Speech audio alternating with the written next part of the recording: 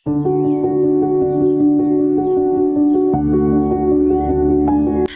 heard na kakapasa mo lang sa recent na LET examination? Yes po, last December 2024. At pumasa ka? Yes. Mashallah. Anong feeling?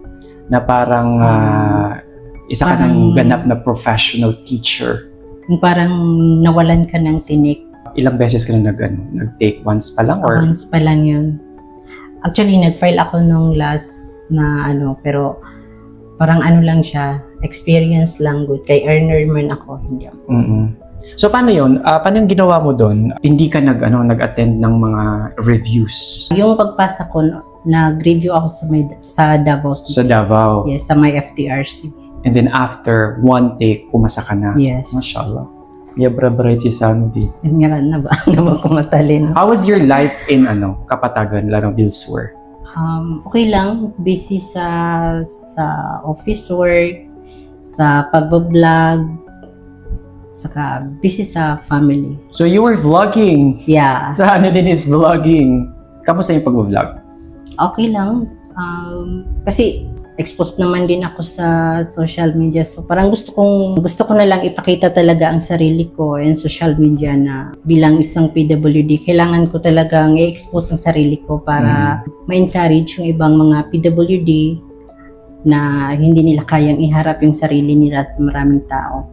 Gusto mo rin mag-raise ng awareness about sa mga katulad mo, persons with disability. Yes, na huwag kayong matakot or huwag kayong mahiya. Mawala ng pag-asa. Yes. Na mangarap ng mangarap. Nung nag-start ka mag-vlog, marami ka bang nare-receive na mga negative or more on positive side? Yes. Actually, before kasi maraming nagsasabi sa akin na mag-vlog daw ako, pero hindi ako nag-vlog kasi hindi pa ako ready na mabash. Kasi nakikita ko sa mga karamihan sa mga vlogger, marami silang basher na kung ano-ano yung mga comments sa mga videos nila. Nung first na nabas ako sa vlog ko, doon ko na masakit pala. Masakit pala yung mga ganon. Pero sabi ko, ready naman ako mabash, no? Tapos yun, doon ko na okay lang. Kasi it's part of social media. So yung ang ginawa ko na lang, pag may nabasa ako na masamang comment doon or medyo na-hurt ako, ang ginagawa ko na, yung iniisip ko na lang is, sotiswallah. Alam na nga nila na PWD ka, pinapamukha pa sa'yo na PWD ka, ay maliit siya, may mga ganun. Parang wala ka ng karapatan. Yes, so sa akin naman, accept ko naman kung sino ako, so I don't care. Hinahayaan ko na lang sila. Ano yung pinaka worst na na-receive mo ng comments about you na parang sobrang nasaktan ka talaga? May nagsabi doon na may mga comment doon na, ay, maliit siya. Ay, duwende, yung mga ganun. Oh. So, hindi inborn yung pagiging PWD mo? Yes, hindi po siya inborn. Anyari? Ganito kasi yung nangyari. Nung mga siguro nasa 9 months or 10 months pa, yung Pendula Pensuata, na miulugo ko tuwa kami sa walay. Kasi tumipad luminyo si ina din si ama itaw sa poro. Then sinabihan niya si father na busy, siguro may ginagawa siya na kuan kay wata pendula. Then gito miulugo ko tuwa kami na medyo mataas kasi yung bahay namin dati kay di ba sa mga walay dati na kuan. Tapos simentos kaniyan sa baba. Na kaya din ako sa tanod, then piyanguyag ako nawala. Inibit ako rin sa hospital diretso. Giyauluwak namin minilasakon sa mga kaminan sa mga lagi dayakala. Pero growing up, tinanong mo ba yung parents mo na parang, anong nangyayari sa akin? Bakit ako ganito? Parang yes, kasi na nila na yung cause ng pagkahulog ko. Hindi kasi nila ako pinahilot. Dapat kasi hindi nila ako dinala sa hospital. Pinahilot muna ako. So, siyempre, pagdating mo ng hospital, siyempre, i-inject ka na niyan. So, yun yung cause na hindi na nag-function yung mga bones. Anong taon ka nung na-realize mo na parang, hindi ito yung normal na parang ako? Kasi parang nakikiling ka sa mga pedatawa, parang normal so kapakalakawiran, like mapurusiran, ubas ka. Siguro mga nasa grade 4 na ako. Yes. Meron ka bang mga questions about yourself or sa parents mo na Marami. As in, kinabubuwis sa question na bakit ako ganito, bakit sa kaming magkakapatid, bakit ako lang yung ganito. Kasi lahat naman sila matatangkad. Yes. Pero pinaintindi naman ng parents mo kung ano yung nangyari sa iyo before. At naintindihan mo naman. Unti-unti kong lalo na nung parang kasi dati nung medyo na ko ng sarili ko, parang mahirap din tanggapin na yung ganun. Kasi siyempre nakaka-receive ka din minsan ng mga parang bullying, pang-aasar. Yes, discrimination, parang mga ganun. So, since di ako kapag-eskwela ko sa Arabic na parang doon po medyo natanggap na, okay, kailangan talagang tanggapin kung anong binigay sa'yo ni Allah. Nung nag-start ka na mag-school, kamusta?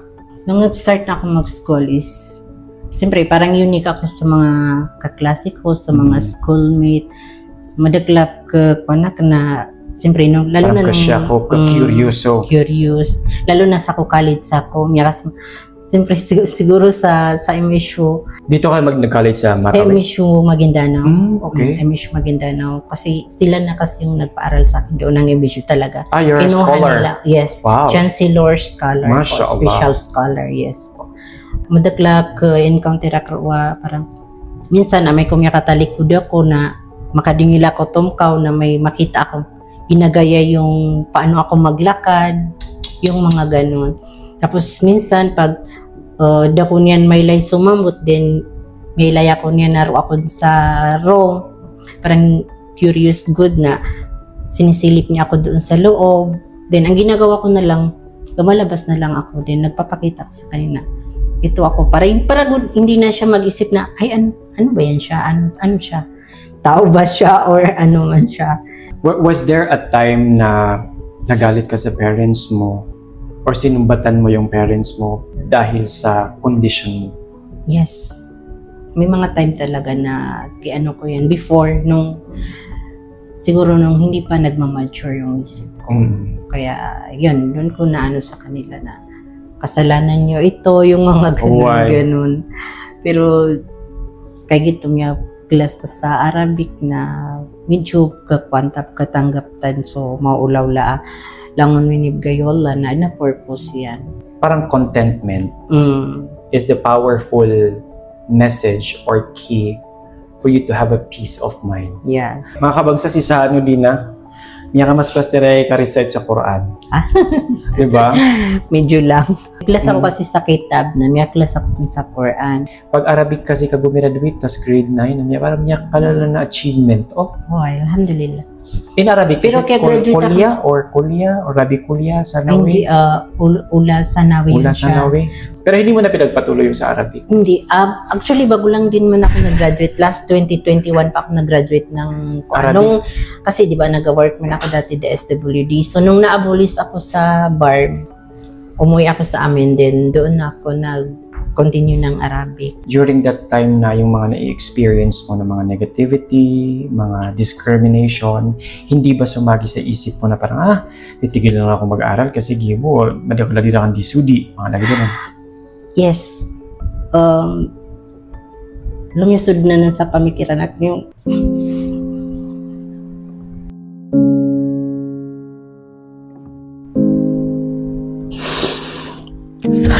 It's okay. Ilang beses akin may pikira magupo ko mag-eskwela, ayaw ko na mag-aral, yung mga ganun. Pero naisip ko kasi may pangarap pa ako. Anong nag-motivate sa'yo to pursue your dream, to still continue na mag-aral? Siyempre si Inago, si Ama na matuad. So parang ang pinakapangarap ko kasi talaga is mapasada ko mag-eskwela, makakwasagel ka permanent, din makatulong sa mga taong nangangailangan ng tulong. Then ang pinaka talaga is ang mapahaj ko sila inshallah. O ibigay no Allah na mapakakadi kung siran. Parang yun yung prudence pitaman pangarap akan sa buhay na mapakahad sa kansiran. Inshallah, nagkatuman naman na pangarap ka kay mga parents ka. And you know what? Giraw tawas suwata na malay gagaw kumbol alok siyan. nagkakuha mapia. Ang pinaka kailangan natin na pasayahin or balasan tano is yung mga lost tano. Kasi kung wala sila, wala tayo dito. Yes. At saka, kasi na, ako yung taong di mababaya sumarig. Yung di kabayo ba ko di mapagawid akal. Yung ganon. Pero syempre, during that time na nag-aaral ka, I mean, nandun na tayo sa mga discrimination. Of course, meron din mga positive na as in talagang todo suporta sa'yo. Oo, meron naman. Yung minsan, yung nagpapaano sa akin is minsan yung mga naging teacher ko na minsan marinig ko na, ay maniwala kayo. Yung sabihan good niya yung mga kaklase ko na, ay maniwala kayo kay pagka-graduate nyo, mauna pa yan nakatrabaho sa inyo si Sano din. Parang yung mga ganun yung naano sa akin na, class ako dun ka, totoo siguro ito. At saka, alam ko naman sarili ko na kaya kong harapin kahit sino pa yan. Naniwala ko na, apyak na ba ako matalino? Kasi alam ko sa sarili ko, hindi ako matalino. Pero, paano hindi ka matalino? You're a scholar. Hindi ako matalino, pero kaya ko naman, naniniwala ako na apyak na baka matalino once na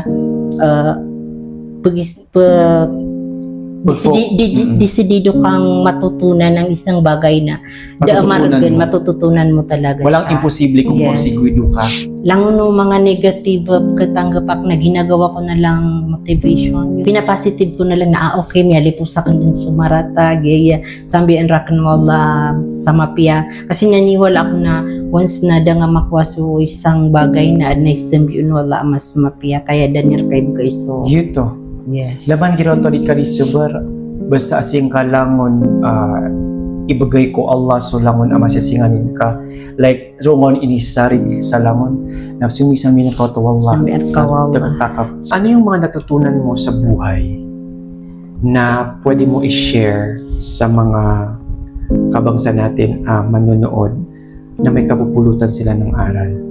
Lagi do, halimbawa na mga negative miyawlaw lang na inimasad ka sa ginawang wala na talaga na dito mapiyas ka niya na ipukun sa ginawa. Dapat na kung ano yung mga negative na receive ka na gawin mo siyang positive na ganito. So sige mga kabangsa na siyempre dapat na ditano kadaan pento na estado tano sa buhay na ditano dapat kadaan sa pag-asa. Meron ka bang message sa mga katulad mo na PWD na alam mo yon nangangarap pero nahihiya kasi baka ma-discriminate or yes. So para ko mga PWD maan na mga kapansanan yan lagi dakan labi din sa mga scan mga loks pamilya o ad na kapansanan yan ad na IB yan na din yung ikayaswata iyo sa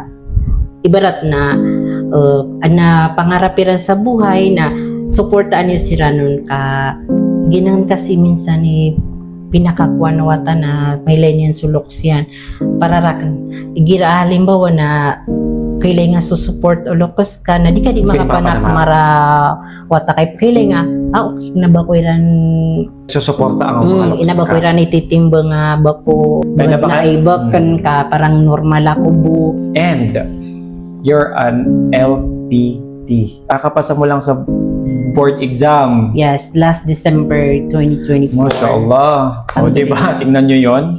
Malimos Allah. Kamusta yung experience na yun? Like parang nung nakapasa ka, bumalik ba lahat yung mga pinagdaan mo sa buhay? As in, makita doon sa video ko, may post kasi ako doon sa vlog ko na nasasasakyan kasi ako nung nalaman ko na pumasa ako. So grabe yung iyak ko, yung sigaw ko dun sa sasakyan. Tapos maraming nagbasa akin na OA, yung mga ganun-ganun. Hindi nila kasi alam yung feeling na ganun. Kasi grabe yung pinagdaanan ko nung during my review na sa Davao.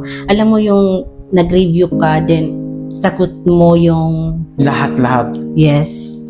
Although kay ang LGU namin kasi nagbigay man sila sa akin na pero siyempre hindi mo naman yan agad-agad makukuha so kailangan mo talaga magsakripisyo doon sa mga bayarin yung sa enrollment and siyempre PWD hindi ko kayang maglakad from boarding house to review center so kailangan ko pa talaga mag-taxi para one ride lang ako.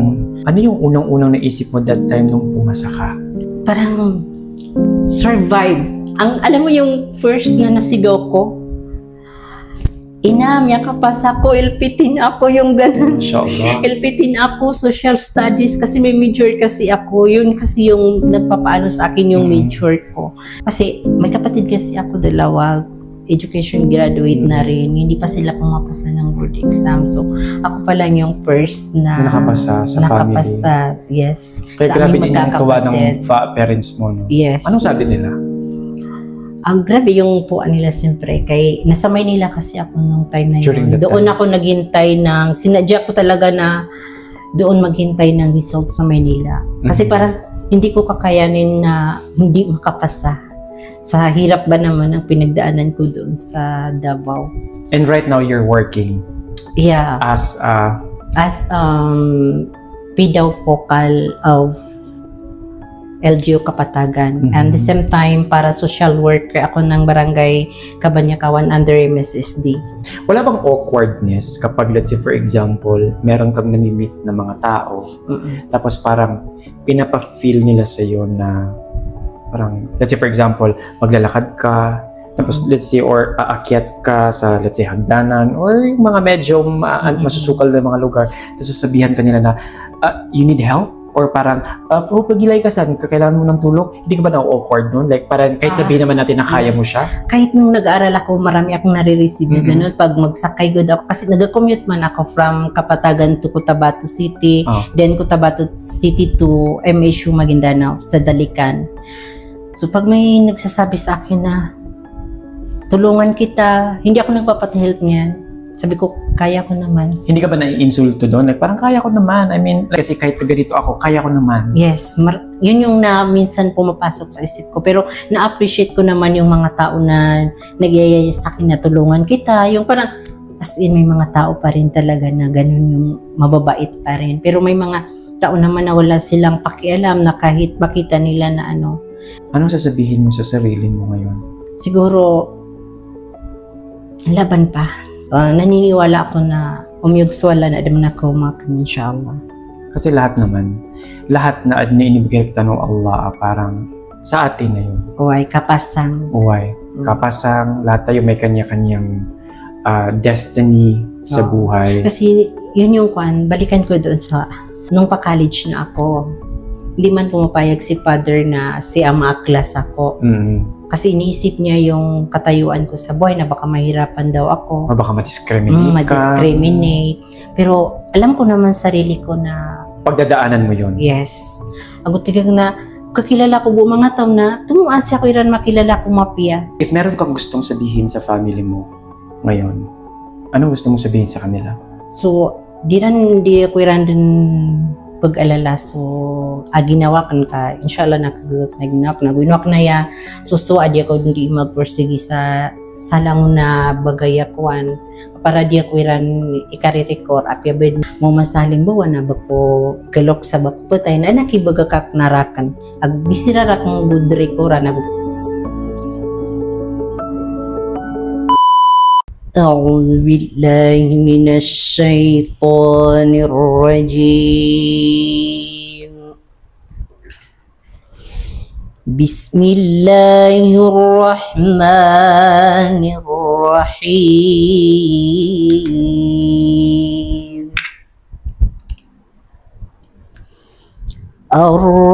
الرحمن علم القرآن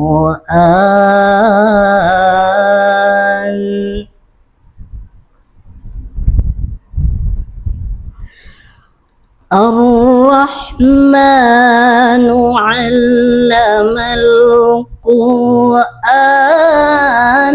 خلق